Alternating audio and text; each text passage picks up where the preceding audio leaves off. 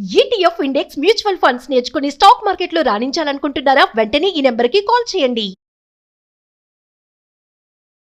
Hi hello నమస్తే, welcome back to Suman TV. Present మనతో పాటు ఉన్నారు career guider and 20 years experience ఉన్నటువంటి బిజినెస్ కోచ్ శ్రీధర్ గారు. నమస్తే సార్. నమస్తే నవీన. సార్, బిజినెస్ గురించి చూసుకుంటే ఈ మధ్య కాలంలో మనం పెద్ద పెద్ద బిజినెస్లు కూడా కుప్పకూలిపోతున్నాయి, చూస్తూనే ఉన్నాం. అవును, బిజినెస్ పెద్దదే గానీ చిన్నదే గానీ అవును. మరి 2026 లోకి వెళ్ళబోతున్నాం మనం కొద్ది రోజుల్లో. అవును. ఒక్కసారి ఎదుర్కొంటున్నటువంటి వాళ్ళ సమస్యలు కానీ ఇవన్నీ నుంచి బయటపడాలి అంటే మీరు చెప్పే టిప్స్ ఏమన్నా ఉన్నాయా? సో ఇప్పుడు నేను చెప్పబోయేది ఏంటంటే, చిన్న బిజినెస్ దగ్గర నుంచి, ఒక చిన్న టీ షాప్ దగ్గర నుంచి, కిరాణా కొట్లు, మిగతా షాపులు, సూపర్ మార్కెట్స్, వాళ్ళకి పెద్ద కంపెనీలు స్టార్ట్అప్ చేసే వాళ్ళకు కూడా ఇద్దరు కలిపి టిప్స్ చెప్తాను అనమాట. ఫస్ట్ మనము చిన్న బిజినెస్ అయినా పెద్ద బిజినెస్ అయినా కూడా మెయిన్గా పాటించాల్సిన ఒక చిన్న సూత్రం అంటే, బిజినెస్ సస్టైన్ కావడము, బిజినెస్ సక్సెస్ కావడంలో చాలా టిప్స్ ఉంటాయి. అవన్నీ పక్కన పెట్టి సూక్ష్మంగా ఒక్క టిప్పే నేను డిస్కస్ చేస్తున్నాను. ఈ ఒక్క టిప్పే చాలా ఇంపాక్ట్ క్రియేట్ చేస్తుంది. ఎందుకంటే నేను 20 yearsగా నేను బిజినెస్లో ఉన్నాను. నా బిజినెస్తో పాటు, ఎడ్యుకేషన్ బిజినెస్తో పాటు కొన్ని వందల బిజినెస్ నేను బాగా అబ్జర్వ్ చేస్తాను అనమాట. సింపుల్ టెక్నిక్ ఏంటంటే, ఫస్ట్ ఎవరైనా కూడా ఏంటి, కస్టమర్ ట్రస్ట్ విన్ కావాలి. కస్టమర్ ట్రస్ట్ విన్ కావడము తన రెప్యుటేషన్, కస్టమర్ ట్రస్ట్ కావాలంటే బిజినెస్ ఓనరే ఎక్కువగా కస్టమర్స్తో టచ్లో ఉంటే చాలా బాగుంటుంది. ఇప్పుడు మీరు లలితా జ్యువెలర్స్ చూడండి. సో ఆయన కిరణ్ గారు ఉన్నారు, ఆయనే అడ్వర్టైజ్మెంట్స్, ఆయన చూడగానే ప్రతి ఒక్కరు గుర్తుపెడతారు. సినిమాలో మంచి పొజిషన్ ఈజీగా హిట్ అయిపోతుంది. ఆ విధంగానే మిగతా జ్యువెలర్స్ షాప్ చూడండి, మిగతా వాళ్ళు కనిపించే ఓనర్ తెలియదు. ఎప్పుడైతే కస్టమర్స్ దగ్గర ఓనర్ దగ్గర అవ్వాలి. ఆ దగ్గర అవడంలో, నెట్వర్కింగ్ మెయింటైన్ చేయడంలో ప్రధానమైన ఒక చిన్న చిట్కా ఏంటంటే, ఫోన్ మెయింటైన్ చేయడం. చూడడానికి చిన్నది ఇది. ఫోన్ మెయింటైన్ చేయడం ఏంటంటే, మీరు ప్రతి ఒక్క ఫోను ఆన్సర్ చేయాలి కస్టమర్ది. కస్టమర్కి ఫోన్ ఆన్సర్ చేయరు కొంతమంది, చాలా మంది ఫోన్లు ఎత్తరు. బిజినెస్ చేస్తున్నావా, నువ్వు ఓనర్గా ఉన్నావా, నువ్వు ప్రతి ఒక్కరు ఫోన్ ఆన్సర్ చేయి, అది చాలు. సో అది మంచి కావచ్చు, చెడ్డ కావచ్చు. చాలా మంది చేసేది అంటే, ఒక చిన్న డిఫికల్టీ వస్తే ఫోన్ అవాయిడ్ చేస్తారన్నమాట. మనకు ఒక సామెత ఉంది యాక్చువల్గా, ఏంటి, it will find months to find a customer, but it will take seconds to lose the same customer. ఒక కస్టమర్ని పట్టాలంటే నెలలు పడుతుంది. అదే కస్టమర్ని మీరు కోల్పోవాలంటే సెకండ్లు చాలు. మీకోసం ఫోన్ చేశాడు ఏదో ఒక అత్యవసరం కోసం కస్టమర్, ఒక సర్వీస్ ఏసీ పెట్టుకున్నారు, service AC service, for example ఏసీలు సేల్ చేసేస్తారు. ఫస్ట్ టైం సేల్ చేసేటప్పుడేమో బ్రహ్మాండంగా మాట్లాడేశారు, ఫోన్ ఎత్తారు. ఏసీ సర్వీస్ కావాలని చెప్పి అడిగినప్పుడు రేపు వస్తానంటారు. మంచి సమ్మర్ సీజన్, ఆ టైంలో ఫోన్ ఎత్తాడు అతను. 2 సార్లు 3 సార్లు, 2వ రోజు ఓపిక పడతాడు, 3వ రోజు మళ్ళీ ఫోన్ చేస్తే మళ్ళీ ఫోన్ ఎత్తాడు. దాంతో ఎందుకు, సర్వీస్లో డబ్బులు రాదు కాబట్టి. సేల్ చేసినప్పుడు వచ్చే అమౌంట్ వేరు, చిరాకు ఎత్తిపోతుంది కస్టమర్కి. ఇంకా ఎంత నెగిటివ్ అయిపోతాడు అదే కస్టమరు. అతను చెడ్డ కస్టమరు, కొత్త విషయం, మంచి పాజిటివ్ విషయం అయితే పెద్దగా చెప్పరు, చెడ్డ విషయం 10 మంది చెప్తారు ఆ షాప్కి వెళ్ళదని చెప్పేసి. ఎంత సింపుల్ టెక్నిక్. ఫోన్ మీరు ఆన్సర్ చేసి, ఇదిగో నేను రాలేకపోతున్నాను, ఇదిగో నేను చేయలేకపోతున్నాను, ఈ టైంలో అవైలబుల్ ఉంటాను, always answer the phone calls.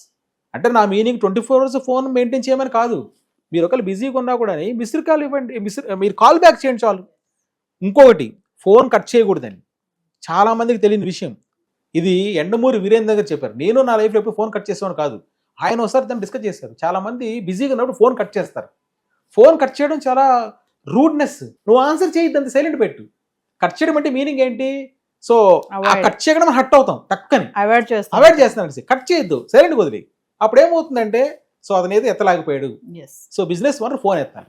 So next ఇంకా పెద్ద లెవెల్లో చూసామనుకోండి, ఇది ఒక మేనేజ్మెంట్ స్టూడెంట్ కూడా ఒక లెసన్ నేను చెప్పబోయేది అనమాట. ట్రాన్స్ఫర్మేషన్. చాలా బిజినెసెస్ మీరు చెప్పారు, అడిగారు ప్రశ్నలో, సార్ ఈరోజు ఒక బిజినెస్ కనిపిస్తుంది, 2 monthsకి అదే ప్లేస్లో ఉన్న షాప్ కానీ పెద్ద కంపెనీ కానీ డిసిపేర్ అయిపోతుంది. రీజన్ ఏంటంటే ట్రాన్స్ఫర్మేషన్. అంటే చిన్న బిజినెస్ దగ్గర నుంచి పెద్దవాళ్ళు కూడా నేను చెప్పడం ఏంటంటే, మనకు పెద్దవాళ్ళు చెప్పిన సామెత, దీపం ఉండి కానీ ఇల్లు చక్క పెట్టుకో అన్నారు. Make hay while the sun shines అన్నారు. అంటే మీకు బిజినెస్ రన్ చేస్తున్నారు, మీరు ఒక బిజినెస్ రన్ చేస్తున్నప్పుడు బిజినెస్ బాగానే ఉంది కదా అని హ్యాపీగా కాలు మీద కాలేజ్ కూర్చోకూడదు. ఈ బిజినెస్ ఎక్కువ కాలం ఉండదు.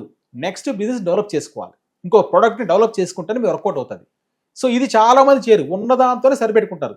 చాలామంది బిజినెసెస్ మీరు గమనించారంటే సర్వైవల్ బిజినెస్ చేస్తున్నారు. సర్వైవల్ బిజినెస్ అంటే ఏంటి తెలుసా, కేవలం వాళ్ళకి వచ్చే బిజినెస్ వ్యాపారము, ఆ రెంట్ కట్టుకోవడానికి స్టాఫ్కి ఇస్తారు, పాపం వాళ్ళు వెనక్కి వేసుకోవడానికి కూడా డబ్బులు మిగులుతారు.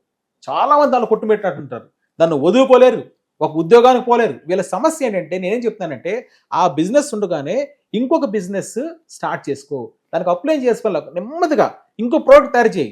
ఇది ఏదైనా దెబ్బ కొట్టినా కూడా వాళ్ళు బతికిపోతారు. ఒకసారి ఆలోచించండి, ఎంత మార్పులు వచ్చాయి బిజినెసెస్లో. నేను ఎన్నో గమనిస్తున్నాను. ఫోటో స్టూడియోలు ఉండేటివి, ఇప్పుడు ఏమైనా ఫోటో స్టూడియోలు చెప్పండి, లేదు. కొన్ని వేల షాపులు ఖాళీ కూర్చున్నారండి. స్మార్ట్ ఫోన్ వచ్చింది, ఫోటో స్టూడియోకి వెళ్ళేవాడు లేడు.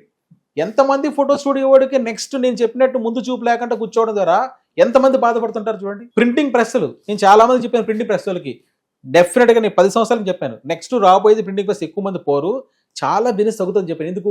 అన్ని సాఫ్ట్ కాపీస్, ప్రతి ఒక్కరు కూడా. ఇప్పుడు ప్రింటింగ్ కొట్టాలంటే చాలా అత్యవసరం అయితే తప్ప కొట్టడం లేదు, Yes. వాళ్ళకి దెబ్బ పడిపోయింది కదా. ఎంత మార్పులు చూడండి.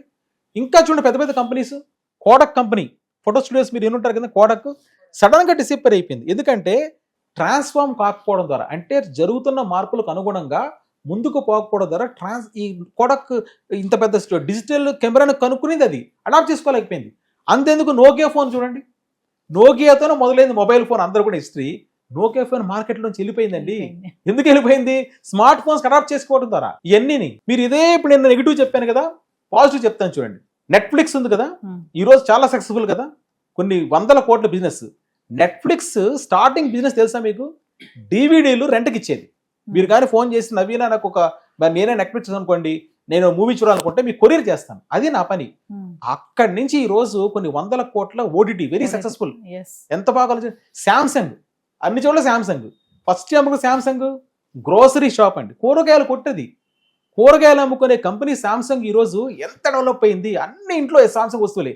ఎల్జీ సో కాస్మెటిక్స్ కంపెనీ, అంటే ఎలా ట్రాన్స్ఫార్మ్ అయ్యారు చూసారా? కాస్మెటిక్స్ జస్ట్ సో పౌడర్స్ అలాంటిది. ఈ రోజు ఎల్జీ అన్ని సో టీవీలు, ఫ్రిడ్జ్లు, ఎలక్ట్రానిక్ చూసి ఎలా మారిందో. లంబోర్గిని అనే లగ్జరీ కార్ అని తెలుసు కదా, లంబోర్గిని ప్రభాస్ వాడేవాడు.